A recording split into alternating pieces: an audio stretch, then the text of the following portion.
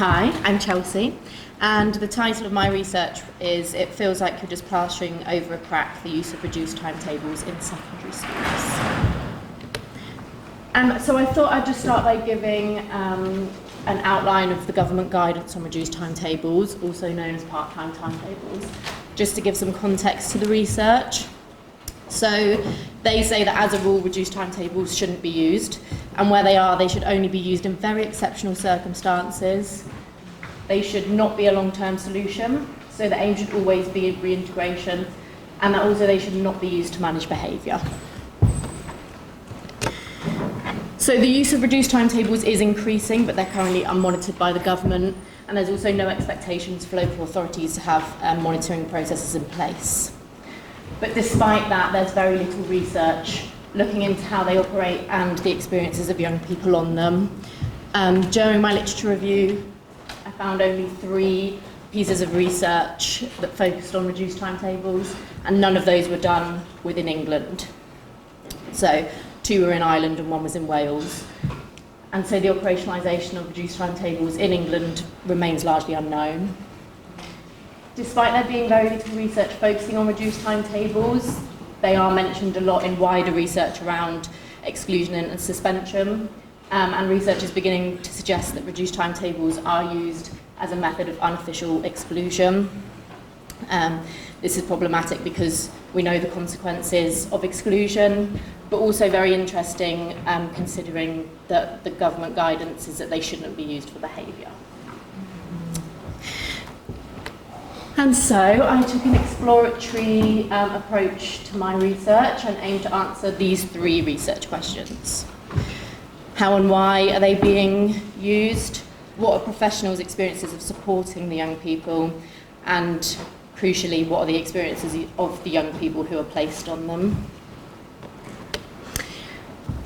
I used 2 phases for my methods, and the main reason for this is because I really needed to know the context and have an understanding of what reduced timetables are and how they're used, so that I could make sense of the young people's stories when I came to collect them in phase 2. So phase 1 was semi-structured interviews with 4 school staff and 4 local authority staff that all had experience of supporting young people on reduced timetables. And in phase 2, I did semi-structured interviews with 7 secondary school students. All of these students had been placed on reduced timetables either to manage behaviour or to support them with emotionally based school avoidance. I also used 2 activities in phase 2 during my interviews with school students. The first being the life path. So this is the template that I used. And the main reason for this, for choosing this, is because I wanted to really get to know the young people, the journey that they've been through so far, and what's really led to this moment of them being placed on a reduced timetable. And I wanted to get an understanding of their aspirations for the future. And I also used the grid elaboration method, where I presented the young people with a table of 4 empty squares and asked them what are the first 4 words or short phrases that come to mind when I say reduced timetable. And that's because I wanted to get a sort of visual representation of their experience. So I analysed using reflective thematic analysis, and these are my phase 1 findings. So theme 1 and 2 map onto the research question, how and why are they used, and theme 3 maps onto the research questions around professionals' experiences. And there's so much to say here, but due to time, I'm just going to pick out some of the key findings. So within theme 1, how are they being used? My findings showed that they are being used very differently by different schools. There doesn't seem to be a framework, and professionals from the local authority shared concerns that decisions feel quite impromptu. And another key finding here was that they're ultimately being led by the schools with little to no involvement from parents, external professionals, and the young people themselves. And within sub-theme 4 there, the challenge of reintegration. So this local authority's guidance was that reduced timetables shouldn't be in place for more than 12 weeks. But the schools that I interviewed were sharing that that very rarely happens, and that it's more like young people can be on them for 7 months or more. and another school shared with me that of all of the reduced timetables they've seen put in place in their school, only one was successful at reintegration.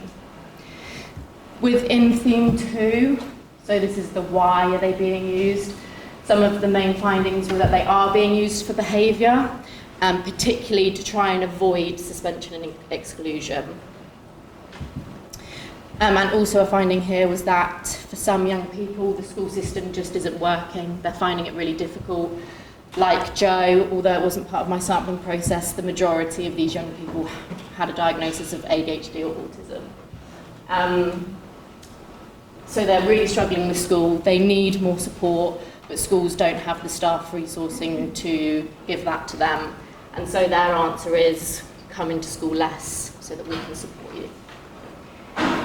And within theme 3, there were lots of challenges and tensions within the process, but by far the biggest was sub-theme 4, the idea that reduced timetables are being seen as a solution, and that schools don't have the time or the space to understand the underlying needs of the young people. And so they're put on reduced timetables, but that underlying need is not supported, and so things don't get better. And so the professionals in my research are calling for reduced timetables to be used as a tool alongside other methods of support that meet those underlying needs.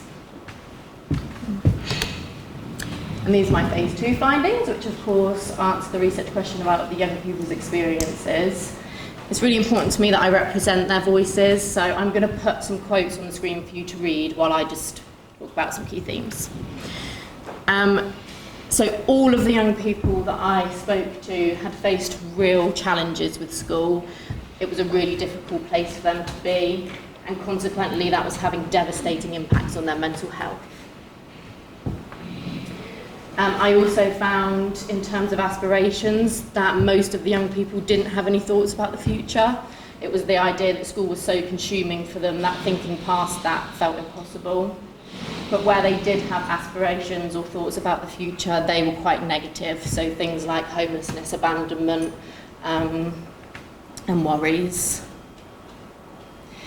And interestingly, it came through from some of the young people that those narratives were actually pushed onto them by teachers. So teachers telling them that they're going to fail their GCSEs due to their behaviour. And of course, relationships came up. This was a really big one. Young people, all of the young people I spoke to had experienced really challenging relationships with teachers that seemed to be ruled by hierarchy and power. And there was a sense of injustice actually for the young people, that teachers are able to do things and get away with it, but when they do the same things, they're punished. And what shone through here was the absolute need and desire to be understood by their teachers, and feeling like we saw in phase 1, that actually teachers don't take the time to understand what's really underlying that behaviour so that they can support them. Thank you. And lastly, their experiences of reduced timetables. So one of the findings was that young people felt that most of their time for socialising was in school, so when that's reduced for them, it has negative impacts on their friendships. And another thing that came through was the lack of choice, agency, flexibility for the young people in the process. So they're being told that they're being put on these reduced timetables without being asked. They're being told that they have to come into the core lessons and therefore missing out on their favoured lessons, perhaps their options. And there was a sense actually that that was a similar feeling in the wider school experience. For example, Frankie here saying that he didn't bother challenging it because he knew that he would get nowhere with it. And again, just like in phase 1, the young people were saying that although the reduced timetable reduces my anxiety, it makes things easier for me. When I'm in school, things are calmer. Actually, the idea of reintegrating back to full-time was impossible for them because their underlying need had not been met. So my findings come with some recommendations for EP practice. So I think EPs are well placed to gather the views of young people and train schools on person-centred approaches to encourage them to gather the young people's views and include that within the process. We're well placed to support schools to explore, understand and support the underlying needs. That's crucial. And one way that this could be done is supervision for teachers. Also training for schools around the relational needs of young people. Thank you. That could be done through the use of VID and VERP. Encouraging whole school approaches to protect and promote young people's mental health and well-being. And I think where local authorities are having conversations about reduced timetables, we have to push to be a part of those conversations, to offer our perspectives on multi-agency panels that are making decisions and to challenge some of these views. Map time, can I keep going? I'm going to keep going. Recommendations for schools, local authorities and the government. So schools must foster environments that allow young people's relational competence and autonomy needs to be met. And they also must start consulting with external professionals during the process of reduced timetables, whether that's EPs, colleagues from youth offending. And I think the LA also have a part in that to make sure that the processes are joined up. The government may want to consider their reduced timetable guidance and maybe expanding on that, perhaps including examples of best practice. They might want to consider a review on how reduced timetables are being used in England, because my findings and the other research would suggest that the practice is contradictory to guidance. And I think they might also want to consider the pressure that current policies and guidance, such as behaviour policies and measures of accountability, put on schools, which incentivise approaches that are exclusionary in nature. And if you're going to take anything away from my research, I'm going to leave you with this final thought, that reduced timetables must be part of a well-planned, wider support plan that works alongside other methods of support to meet the underlying needs of young people.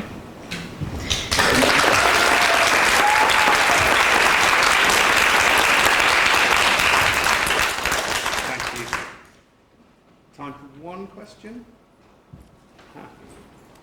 Thank you, Chelsea. That was really interesting. I was wondering, when you say reduced timetables, was it your experience that's usually a shorter day, or is it that some subjects are removed, or yeah. Is that term used for both of those? Yeah, so that's one of the things that came up in theme 1 around how they're being used, and the answer is very differently. It can be sometimes that they're removing the young people from the lessons that they find difficult. It can be that they're just shortening the day, and it can also be that they're basing it on resource. So, for example, if they have an adult only available for 2 hours in the day, then that's when the young person will come in.